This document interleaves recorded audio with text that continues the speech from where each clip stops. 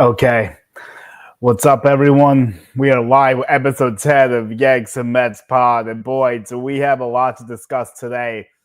So, before I go into all that, I want to say here's what I'm going for in my new efforts here. Let's call it new efforts, new season, everything. Obviously, my first time fully getting warmed up with this platform as we hit a real baseball season, which is exciting. But what I'm going to try to do going forward now that both teams are playing basically every day. I think 2 a week's probably too much right now still. We'll see how things progress as we go further. But right now, I think 1 a week is what we're going to stick with. The reason why I'm going today is because of what happened this weekend. I have to do the first series for several different reasons. Obviously, the stuff with the Yankees and the Torpedo bats is the biggest story in baseball right now. And you got the Mets with Juan Soto, one good result, one not so good result. And I'm going to get to all of it. So now is the time I need everyone to bear with me for a second because I am getting this link out to everyone on here. So hopefully we can get more viewers in here. I need to remove the location. Yeah. So here's what my plan is, my layout. It's going to be 15 minutes Yankees, 15 minutes Mets, or 20 Yankees, 20 Mets, no more than 45. Really, I should probably be 30 to 40 minutes, but so that's what I'm going to aim for. And we'll see if I can hopefully fill that out, pull that off. But I think I can. Today is going to be our first practice run. Last time I was right around the 40-minute mark. So I'm going to aim to be 40 and less from now on. Hopefully more the 30 to 35-ish ballpark. But I like the round numbers because it's better for discussion points of splitting both teams. So that's what I'm doing. And we're going to hope that everything goes good. I'm sure it will. And with the Yankees, I'm just going to say this quickly before everything gets really crazy. I think we're already past that point, unfortunately. But the Torpedo bats, to me, are a whole lot to do about absolutely nothing. And the reason why it's a story is just because the Yankees are using them and hitting home runs. Yeah, sure. But first of all, two things here that are the most important things here. The first one is that the thing is legal. So we can start there. It's regulated by MLB. The barrel's slightly bigger than other bats, but it's not out of the rules of measurements for that. So I think it's being completely overblown. And it's taking away from a good Yankees performance. But on the other hand, we got to be honest here, since we're unbiased, of course. It was a god-awful Brewers performance. Did anyone take that into account? And you see what happened today against the Royals. I think they lost 11-0 or they're down 11-0 or something awfully bad.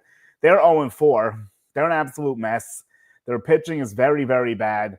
They're trying to do their typical smokes and mirrors, hogwash that they do to try to mask stuff, but it's not, and I had a better word, but I won't use it. But it really, honestly speaking, it really was unnecessary, all of it, all the stuff being talked about, because the Brewers' pitching is horrendous. Besides Freddie Peralta, who was the one lone good arm they threw, their pitching's really bad, god-awfully bad. Let's start with their second starter, Nestor Cortez. Where do I begin? Nestor, of course, the former Yankee, does about as bad as you could possibly do in a season debut with a new team, everything considered. So with that, I would say this. Obviously, it was a horrendously bad matchup for him, considering the fact that obviously the Yankees know him better than anyone. That's the first issue with it.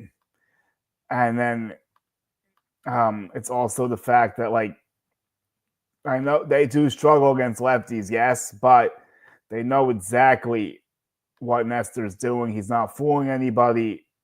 And that's like where the real problem begins. It's just the fact that like he's not fooling anybody. And then you take a third layer to this, there's also a chance he's still hurt. Because let's remember the World Series and everything that was made about it.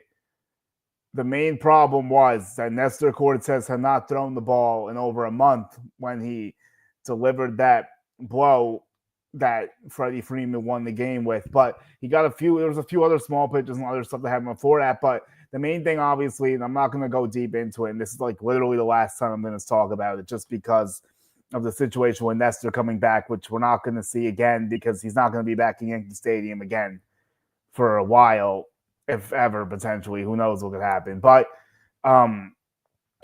he is, like I said, he could very well be hurt.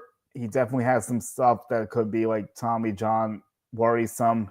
Like, I think for the shoulder or whatever was hurting him. Like, I'll have to double check. My bad on that. But it did kind of stink for him to see that, like, see it take place that way because he's a really good dude. Like, he was a good Yankee. He did his thing, you know. He came from the underground with Hialeah, and now JC Escara is getting his shine from Hialeah too.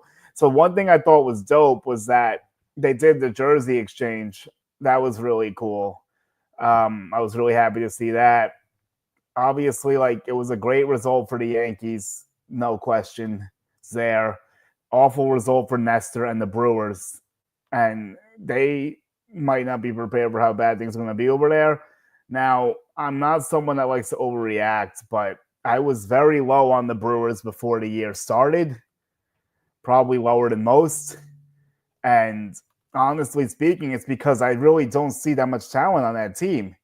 I mean, Jackson Cherrio's a stud. I'm not going to take that away from them. Christian Yelich, I'm not sure what he is anymore due to injuries and declining performance. And then the rest of it's really nothing too inspiring to me. And we'll see when Caleb Durbin gets his shot. And I think that'll be a good day for Brewers fans. But, I mean, the Central is not the best division in the world. So it's always possible they could turn it around. But I don't have a lot of confidence in that because I just really don't. Honestly, I just don't. I don't see it with them. I know the Cubs have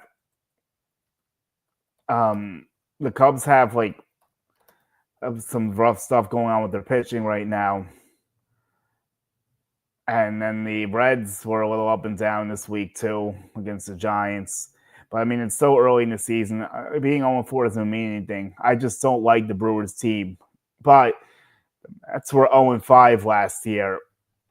And the Mets were 0-5 last year. Obviously, they pulled it together and they ended up making the playoffs. So obviously, the Brewers are not out of anything by any means. But I just don't have that confidence for them. But more importantly, back to the issue at hand with the Yankees and these torpedo bats. Again, it's legal. Aaron Judge doesn't use it, and he's having the best start of anyone in baseball with 4 bombs. And to see Aaron Judge start like that, after the bad start last year, all this noise about Juan Soto, is he going to be the same without him? Everyone's forgetting that this man hit 62 home runs without Soto being anywhere near the Bronx. Judge, I saw him hit 60 live. It was incredible. What a great moment. And to witness a guy hit his 60th home run is something that I'm very lucky to do because that doesn't happen that often. So I'm very thankful I was able to do that. But that's really not what this is about. The fact is that Aaron Judge is the best player in Major League Baseball. And like I've been saying on other shows and other streams and like recaps or whatever, maybe I even mentioned it here at a certain point, but I don't think I did. Especially since Ohtani's not pitching yet, Judge is far and away the best player in the league. And this season, how many innings is Ohtani realistically going to pitch? Is it going to be 50? Is it going to be 100? Like, you could still make the case that Aaron Judge is going to be the best player in the league, even with Ohtani throwing the ball. And you never know what Aaron Judge can do. Last year, he almost hit 60.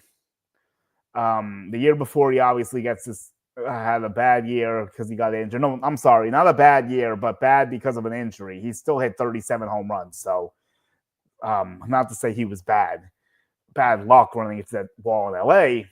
But in the 2022, we obviously hit the 62. And to me, like, this guy's really motivated. And I'm very impressed with the way the Yankees came out with all the scrutiny that was surrounding them. Going into this game, all the injuries with Garrett, with Luis Hill, with Giancarlo Stanton. I know I'm forgetting people, but bullpen arms and a bunch of, and actually, yeah, that's it. Bullpen arms and those two pitchers, right? But huge injuries and Stanton, obviously. So I would say that it's noteworthy what took place. And to get those bombs off Nestor, I was at the second game of the series, and I made a great decision picking that game. Yes, I did skip opening day. Unfortunately, my 4-year tradition of Yankees opening day games ended, but I still made sure I was at the first home series. So that's 5 home series in a row for the New York Yankees to begin the season, and that's great, especially because I ended up picking the right game to go to, all the things that happened. So walk up to the stadium. Paul Goldschmidt's up. I say it would feed families if he hits a leadoff home run. Halfway when the ball's in the air, he hits the leadoff bomb. And I couldn't believe it. Outfielder's going back, and then you see it goes, and then Cody Bellinger hits a no-doubter right to the left of me. I look up, I'm like, yep, that's gone. Aaron Judge does what he does, 3 home runs in the game. And Nestor was brutally bad. Like I said, Max Fried was decent, I would say, pretty good, but the defense was really bad. And Pablo Reyes had a few errors. I don't know why Peraza's not playing. I feel like he really should be in there. 2 Latinos right there, but I feel like Peraza is better because he plays better defense for a fact. And he did hit the home run, and he was the one that broke the record. Let's not let that be forgotten, because his 9th homer was the one that clinched the record for the New York Yankees. For their franchise record, 9 home runs took place at Yankee Stadium just 2 days ago, and it's unbelievable. And it's not because of Torpedo bats. It's because of bad pitching and good hitting. Those pitchers were horrendous, the first 3 that Nestor gave up. And then Wells and Volpe did their damage, and that accounts for all the home runs. And Chisholm, too. Sorry, Chisholm also. And he's like the center boy of this Torpedo bad thing because he has 3 bombs. But meanwhile, Francisco Lindor is using it. He doesn't have any hits yet. Adley Rutschman, I think, is off to a good start with it. This guy Jeffers on the Twins isn't liking it too much. He's like trying to tweak with it still. So that's what's going on. And the Yankees are in a good spot right now. I know it's early in the season, so I feel like this series against Arizona will be the better litmus test for them. The D-backs are obviously a very legitimate team, and they're going to get some of their best pitching. Corbin Burns is throwing the ball tomorrow against Will Warren. Obviously, today's an off day. Perfect day to the podcast. So that is actually another good point I could bring up here.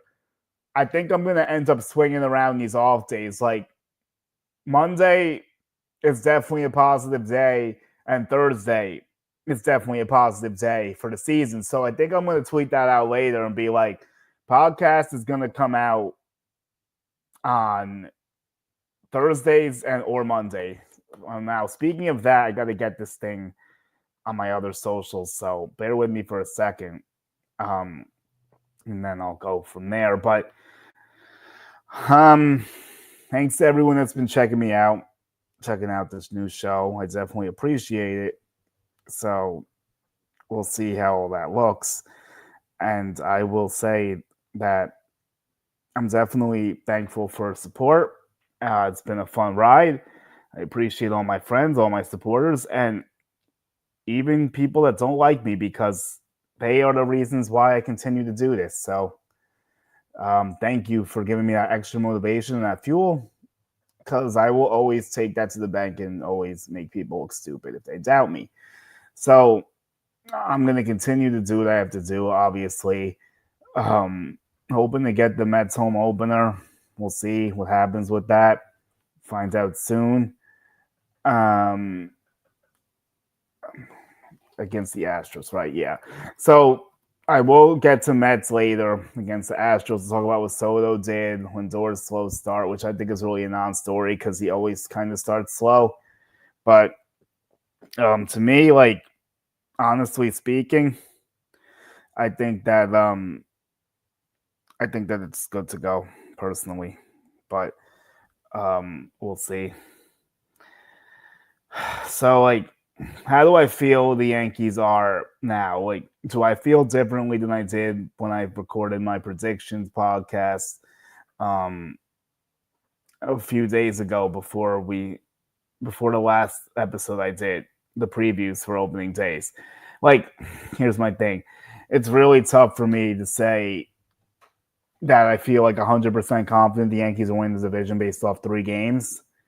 Do I feel slightly better than I did when the season started? I mean, yeah, obviously I do. I have to. Like, what choice do I really have? Cody Bellinger has been swinging a great bat, carrying exactly what he did out of spring training right into the season. And that is something that is great to see.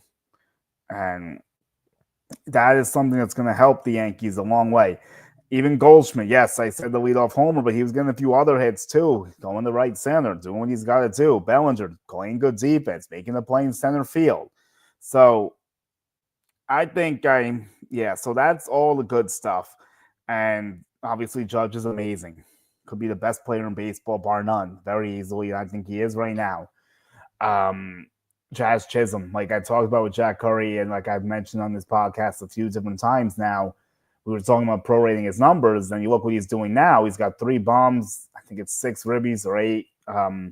No stolen bases yet because he's been hitting for so much power, but he'll get those steals too. We know he will. And then Volpe and Wells, like these 2 guys were the catalyst of the Somerset Patriots a few years back, especially in 2022. Even though none of them were there for the championship, technically, actually Wells might have been. Yeah, Wells was, I think. Yeah, Wells was definitely there for the championship. Volpe was the one that wasn't. So yeah, that's cool, but that's not. But those 2 have very good chemistry. That's my point. Those 2 make a big difference with this team, and when they're both playing well, the Yankees are very tough, very, very, very, very, very tough to beat. I would say so. To me, that is where things go wrong. I would say, but what do I know?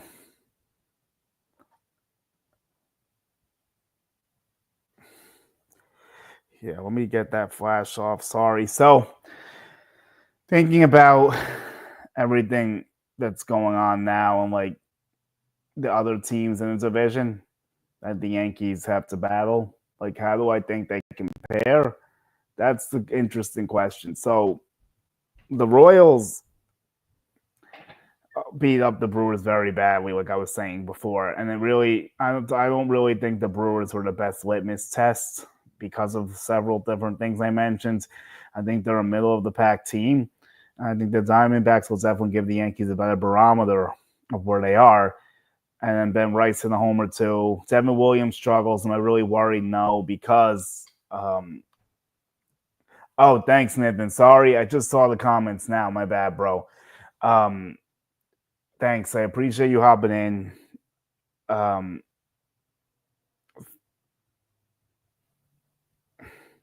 and I'm thinking like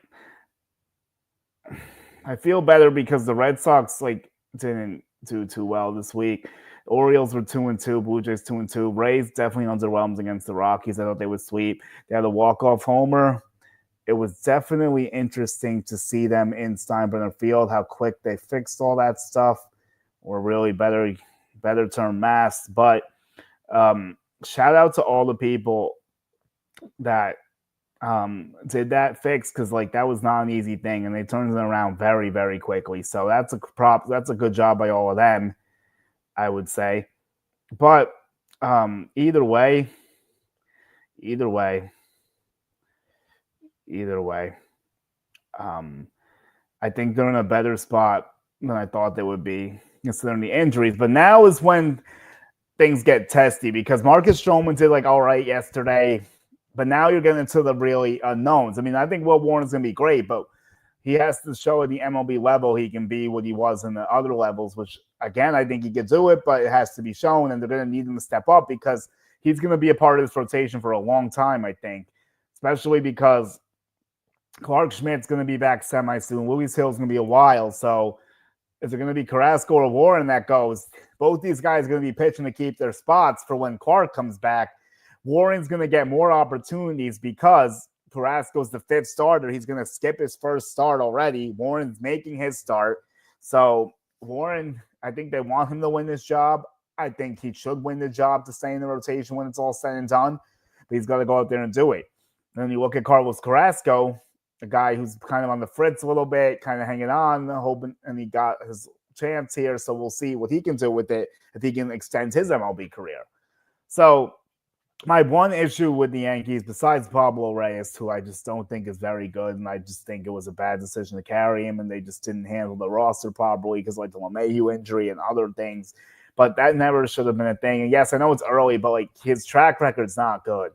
That's why I'm like not liking that move. His spring training was like okay, like I don't know, but like I don't want to be negative, but Jason Dominguez to me, I don't think he's being treated properly by the Yankees, and I'm really not too thrilled with this.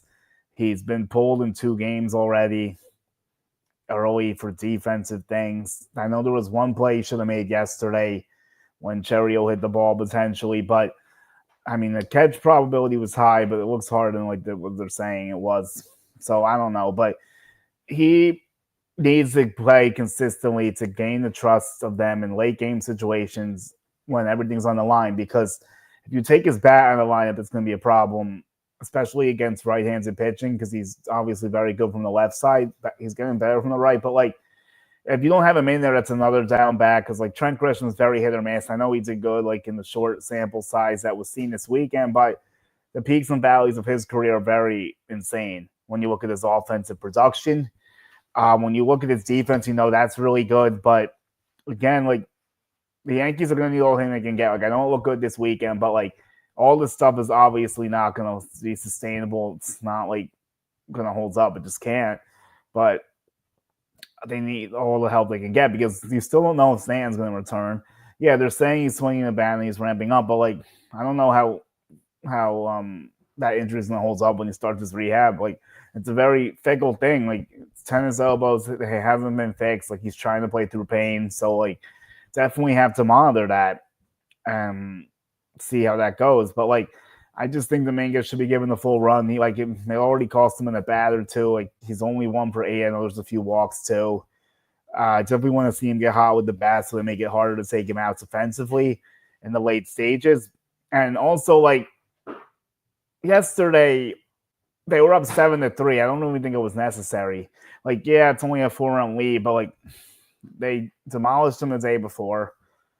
The Brewers had absolutely nothing on offense or pitching, although they did score 9 runs the other day because of 5 errors in large part. So, yeah, that's where I'm at with that. But overall, way more good than bad for the Yankees after 3 games, and we'll see if they hold up against Arizona. Then they'll be going to Pittsburgh, and that's probably when I'll check back in after those 2 series.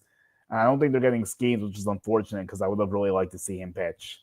So now we'll transition to the Mets and Juan Soto. So there was a lot made about Soto, like striking out with the bases loaded against Josh Hader. First of all, Soto got on base 3 times that day, and the Mets only managed to score 1 run in large part not because of him.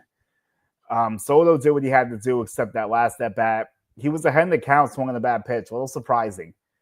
But Taylor does have a good slider. Even for Soto, it's tough lefts on lefts. And I know Soto's hit him before, but Hader is still a highly accomplished closer, and you're not going to get a hit off him every time.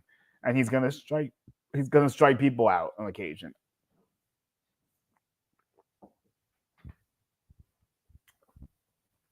So I was talking about this with my buddy Andrew before on his podcast that he just dropped, and it's shared everywhere, I think. I'm going to actually send him the link because he said he would help me share it or whatever, so it's cool. I appreciate that.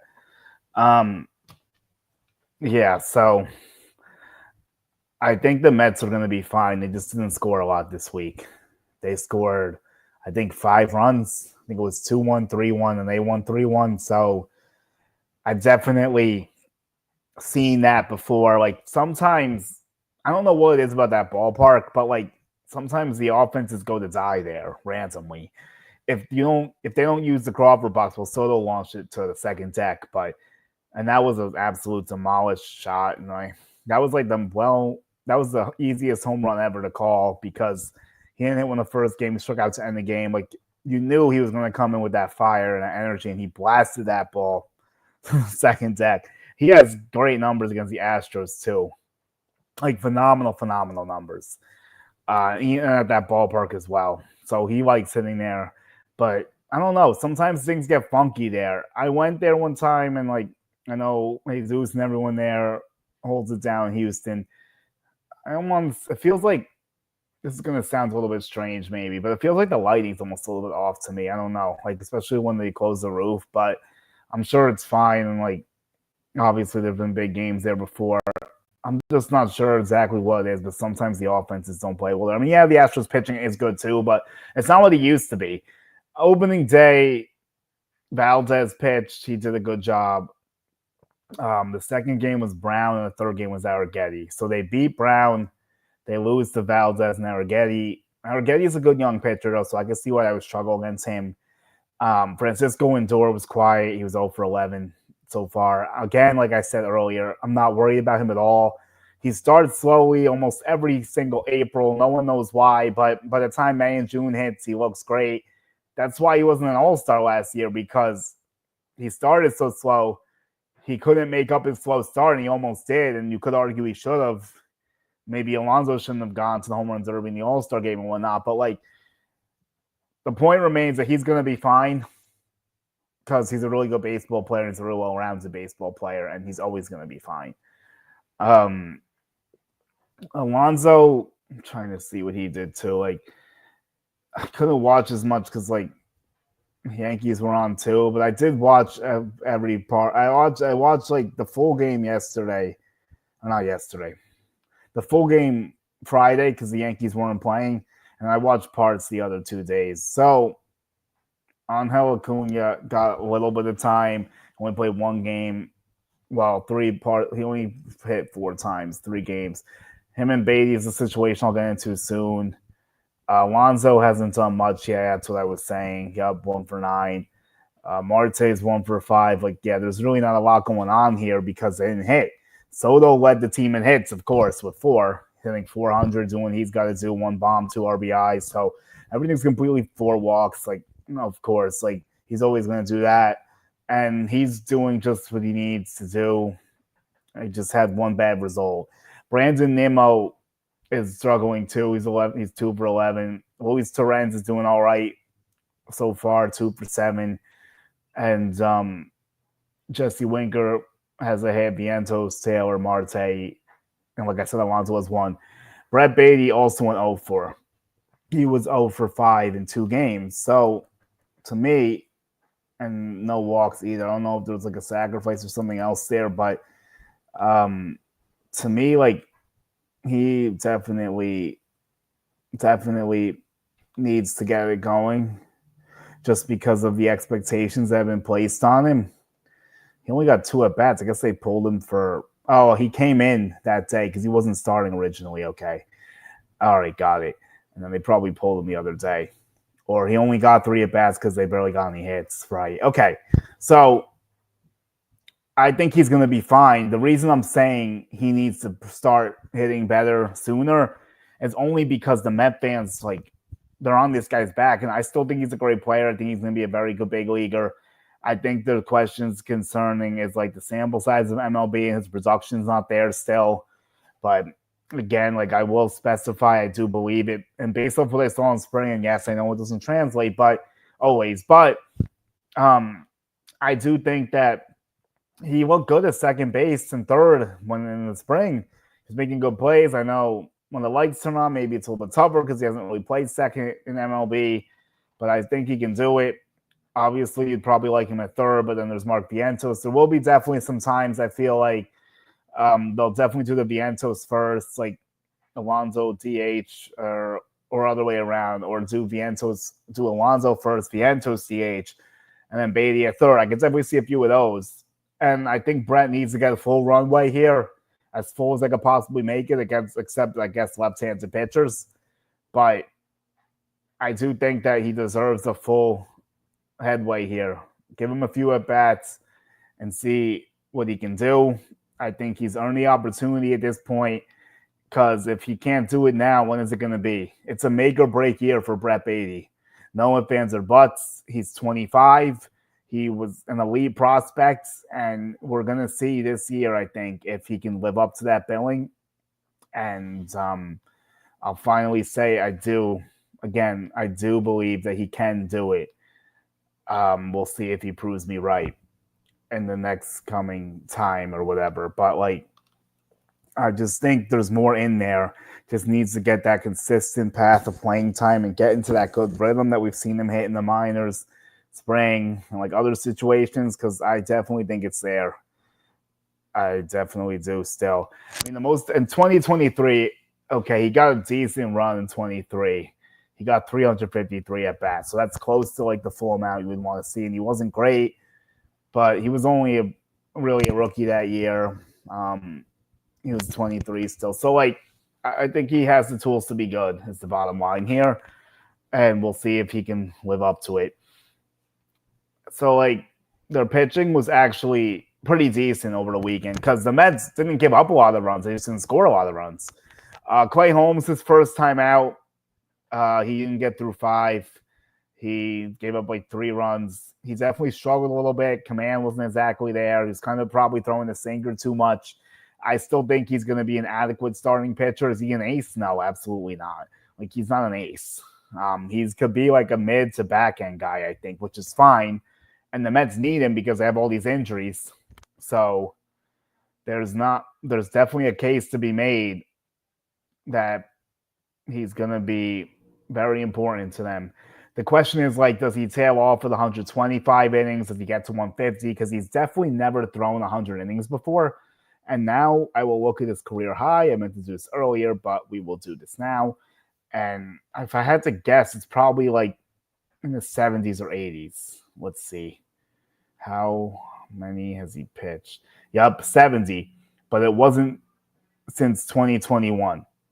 So, yeah, that's tough. That's definitely tough for Clay. So I thought that Griffin Canning actually threw the ball pretty well yesterday.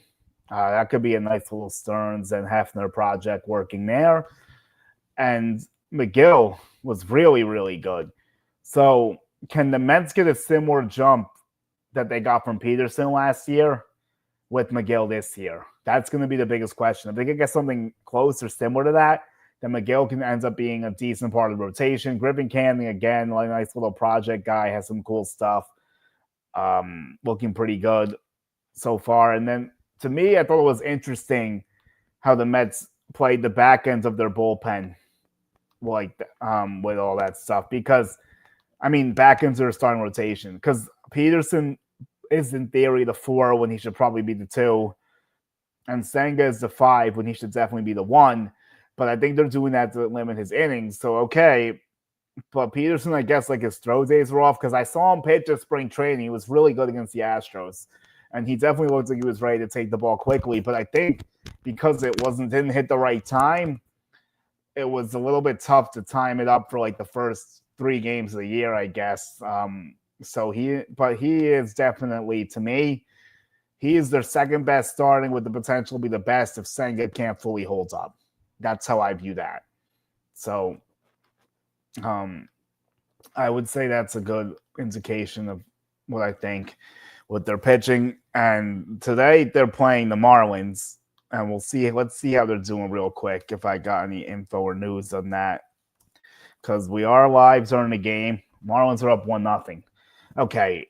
I'll say this live on the spot now, not bold, but not really bold at all. But the Mets are definitely going to come back and win this game. But the Mets are not going to lose to the Marlins tonight. They're just not, especially after losing those 2 games in Houston. Peterson's making his first start of the year. He gave up 1 run, whatever. He's going to be fine. For the Marlins, I don't even know who's pitching, honestly. It's not Weathers because he's hurt. It could have been in this spot maybe, but I'll find out in a second. But let's see. Who is pitching for the Marlins? It is going to be it's Cal Quantrill, right? The Mets need to handle Cal Quantrill. Yeah, no question there. He's already given up 2 hits. They have a runner on second. You guys are getting live play by me here. So Torrens is hitting. Let's see who got the hits for the Mets. Otto Lopez homer, of course. Shout out to Otto Lopez. Let me see what happened here. Vientos hit the double, cool. And then Soto got a single, of course. Yeah. Got to start playing Beat the Streak with Soto. I got to start my account again. But more importantly, I'm going to look over the Mets pitching and stuff too. Like, I'm going to go deeper into their bullpen and see how I felt about what took place this week as well. And we will hit right around 40 minutes. That's the goal, like I said. I was hoping to be a little bit less maybe, but not too bad, not too bad. So I think I'm hitting on all the stuff I need to. The Mets are also going to open up against the Blue Jays this weekend. So I think I might just stick to Monday. It might make more sense. I'm thinking this Monday flow could work for me. Even if there's not, and if there's an off day, if there's not an off day, then I'll probably just do it in the afternoon and post it like before the game or something, because like afternoon doesn't do well. But I'd have to recap the Mets home opening series too, obviously. So that will be coming. So next Monday, I'll do another one of these. And I think we'll have a better barometer of where these teams will be after 3 series of play. So that'll be exciting to see how they stack up then. Here we go. So McGill definitely threw the ball the best for the 1 run over 5 and 6 Ks. Griffin Canning was solid, 2 earns, 4 Ks, 5 2/3. So that's nice to see him almost get 6 innings against a formidable opponent. Almost a quality start. Brazoban was pretty good, 2 1/3 scoreless with 2 Ks. Budo was doing his thing again, 1 2/3, 2 Ks. Reed Garrett, Edwin Diaz, AJ Minter, all scoreless. And Danny Young, I think, was also scoreless, and a few others. So the Mets bullpen to go up any runs. I mean, they gave up 6 runs in the series. And Clay Holmes, I'm sorry, he only gave up 2 earned. There was 3 total. So, I mean, they pitched great. They just didn't hit great. So that's what happened, really. Not too much more to say there. We'll see how the guys progress. Like Nunez should be coming back soon. I'll hope their bullpen more. Alvarez still a little bit away. I saw him in the cast of spring training, so felt for him. He was talking to Brett Beatty. I was like, damn, kind of wish I could see him play and that he was healthy. But he'll be back soon enough. Hopefully he can be consistent. He's going to be a key for the Mets. I'll tell you that everyone right now. Francisco Alvarez, whenever he plays, the Mets have a good record. So he needs to be back. They need him in the lineup. He makes a big, big difference. I know Torrens is actually pretty decent. Shout out to the Yankees catching tree in depth of like Tanner Swanson and everything they're doing there, because he was a Yankee last year too. Who would even remember, honestly, all the catchers they've gone through. But Alvarez is going to be important. I want to see his offensive production get back to the level it was prior to last season, because last season he was also dealing with injuries and he didn't hit too well. So it sucks that he's going to have to go through that again, because I wanted to see a full bowl of health from him this year. But what I was saying was I wanted to get back to a little bit more to 2023 when he had 25 bombs and 382 at-bats compared to just 11 and 342 last year. 63 ribbies to 47. OPS was only 11 points higher, though. Batting average wasn't too high. I guess that's why. But obviously, it doesn't really matter that much. On base, definitely needs to be better. And the slug. Defense is better than people thought, so that'll be good. Old Torrens is a good defender, too. But that's all I have time for today. Thanks, everyone. I appreciate it. The first series of the year was crazy to see the Yankees hit 9 record home runs, the most in any game. So hopefully we can do some stuff this week with the Mets. We'll see. I don't think I'll be at the stadium for Yankees this week. I don't think I'll be there. I'll probably wait till they come back home because I have to do some other stuff this weekend. But thank you, everyone, and enjoy the rest of the baseball week.